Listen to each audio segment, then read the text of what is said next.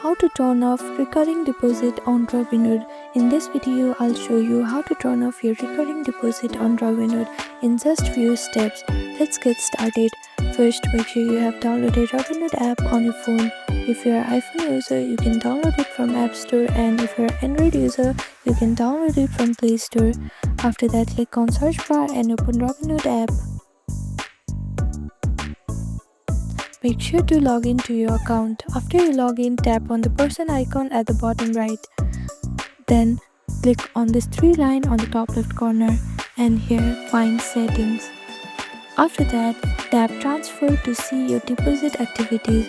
Look for recurring deposits and tap on the one you want to cancel. Then tap cancel recurring deposit, confirm it and you are done.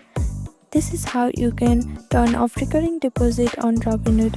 Thank you for watching this video. Please do not forget to like, share and subscribe to our channel and comment down below if you have any other queries. Thank you.